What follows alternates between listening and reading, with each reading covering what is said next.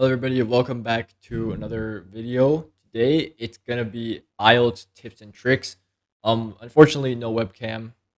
Honestly, it might be for the better, but let's get to the point. So today, Ielts tips and tricks is gonna be how to get a higher band score. I've recently taken my Ielts test, like I think 2 days ago. Yeah, 2 days ago, and I've gotten my results back. And I want to share what I've learned and what you can take from my experiences, so that you don't make the same mistakes as I do. I got an 8.5 overall with a 9 listening, 9 reading, 7.5 in writing. This is where I dropped really, really hard. And then speaking got 8.5 as well. Today I'm going to be showing you how I got these two scores as well as this one, and also show you why I got this one as well. So, yeah. And I hope that your IELTS will go to the way that you expect it to go, or even better. There we go. So, table of contents is going to be 4 sections: reading, listening, writing, speaking. Those are the 4 main parts of the IELTS examination. The reading part, it basically just checks if you can understand the passage. The listening is, again, the information, if you can like understand the information that they're speaking about. The writing is a bit harder because you got to follow like a structure of the IELTS exam. So you can't just write whatever you want. You have to follow what they want for you to do. And speaking is just a normal conversation, like pretend you're talking to a friend, or like maybe like an interview of some sort. It's not that hard. If you don't get like nervous or anything, it should be a breeze. So yeah, let's move to the first part, which is the reading part. As you can see right here, I've rated it a 6 out of 10 of difficulty. It's not that hard if you read books, you read like maybe news articles or essays, whatever. It should be very easy. You just have to store information and be able to answer it. You can also go back to the question, back to the passage to answer the questions as well. So should not be anything difficult. Maybe the only difficult part is the time management right here. They give you an hour to do three passages, which has I don't remember how many questions each one has, but I think it's about 15, pretty sure. But yeah, anyways, it will give you an hour, and what you have to do is you have to divide each section by 20 minutes, because the passages are basically the same thing, just over and over again. So yeah, make sure you split up nice and evenly, like so. All right, let's move on to the next one. Listening. I've rated this one even lower in difficulty because it's honestly not that hard. So basically, for listening, what you have to do is um focus on understanding the conversation or the audio, rather than trying to answer each question and going question by question, which is also not a bad idea, except that sometimes, for example, if you answer question one, then you're on question two, but then for some reason you don't hear question two and you can't answer it, and they're already talking about question three. It's just going to be a domino effect of that, and you can never like catch up to them unless you skip a question, which is also not ideal, because if you get more than one wrong, you're going to be automatically demoted from a 9 to an 8.5. So what I try to do is I try to like listen as if I'm watching a YouTube video to really understand what's going on. Then if the question does come up, like the answer for the question does come up, I just press next. I press answer the question, go next question. Like so, don't really focus on the question too much, because then you might get a lot wrong instead of just one or two. Or yeah. Okay, and you can see over here there's 4 sections. There is conversation, real life monologue, and the academic conversations. Discussion among 3 to 4 people set in education or training context, or monologue related to academics. Okay, and the next one is going to be the writing part. The writing part, wow, this one was tough. I'm not going to lie, because I followed this structure as well for task two. And for task one, I followed a slightly different one. I followed an introduction, overview, body one, body two um, structure. This one, first task two, I did introduction, body one, body two, conclusion. However, it's not really in how the way you write it that affects your score the most. It's about how well you convey the meaning of the text into your own paragraph. So, for example, in task one, they'll give you like a diagram, a chart, a table, whatever. I got a table, and it was up to me to select important informations and compare and contrast them.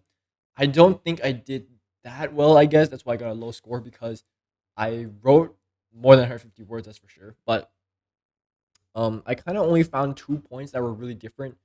I got really unlucky with the table. I can't even lie, because it was really hard to find like a difference, or like trying to find the main idea of the what like the table's trying to tell you. But again, it's not an excuse. If you train enough, you can definitely do it. But yeah, just focus on learning how to write on different types of task one essays. What is task one problems? There's gonna be like a bar chart, a chart, tables, diagrams, whatever. So you gotta learn how to adapt to each one and how to write accordingly. For task two, it's more about adapting your sense of writing into it, and as well as trying your best to give examples and ideas from your past knowledge. So it's a little bit harder, but again, if you get like a good topic, like for example, me, I got space travel, which I have an interest on, and I did like research on in the past, so I could talk about it for quite a long time. Um, but I talked about it too much, and I wrote around 400 words instead of the minimum 250. I think you should aim for about 300 words maximum because if you write too much, it's just gonna harm yourself. It's gonna do more harm than good. So yeah, aim about 50 words over the limit. So for example, no, over the minimum. Sorry. So task one, you should write about 200, and task two, you should write about 300. And that's how you fix your writing completely and get a much better score than what I got. All right, let's move on to the speaking. So for the speaking, I rated a 7.5 out of 10 because it's like as if you're talking to a friend, you're not really thinking about trying to get the correct answer. You're just kind of, you know, directing yourself. Also, sorry for the little dings. I'm getting notifications. I should have turned it off. Okay. So again, for the speaking, you should think of sitting in like the cafeteria or sitting like just close to somebody who you know, and you're just talking about general stuff. So for example, part one is an introduction on questions on familiar topics. So it's gonna be work, studies, family, hobbies. I got asked about studying. So I was just like, oh yeah, I go to this school, I do this, what I do in my free time is this, blah blah blah. Something light and simple. For part one, you should aim to talk about 10 to 20 seconds.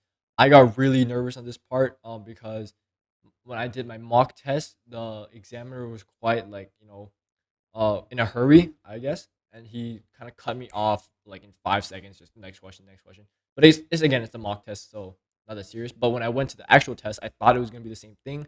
However, the actual examiner in the real IELTS examination allowed me to speak for. Honestly, he didn't even cut me off. The only time he did cut me off was in part two, but I guess just aim to speak around for 10 to 20 seconds in part one for each question.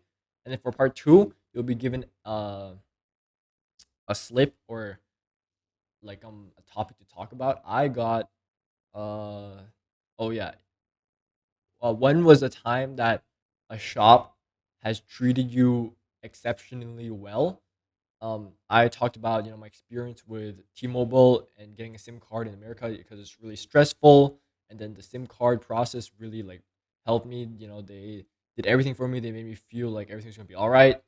Just blah blah blah, yap a lot. They don't know if it's true or false. Just say anything you want, and just make sure you get over that 2 minute mark because if you fall like in 1 minute 30 seconds, I guess that's all right. But however, it shows that you can't speak for any longer, but if you do speak for more than 2 minutes, it shows that you could go on and on and on, right?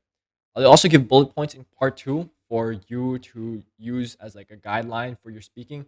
You don't have to use these bullet points to get you don't have to like check off the bullet points as if those are the things you have to follow. You can add your own. You can not use some. Those are just guidelines for you to speak for 2 minutes. So yeah, add your own bullet points. Remove some if you want to. Just whatever makes you speak the longest and also fluently. You can't just go back and forth, back and forth. You have to make new topics. New ideas, develop new ideas. So yeah, in part three, it's gonna be like kind of a discussion. My part three is kind of weird though because they based it off of my part two. My part two was about customer service, and my part three was also about customer service and about like companies and consumers, whatnot. Part three is really gonna give you an idea of what score you're gonna get because the examiner's job in part three is to really break you down and really dissect um how much you can speak about. For example, they'll try to stretch out different topics.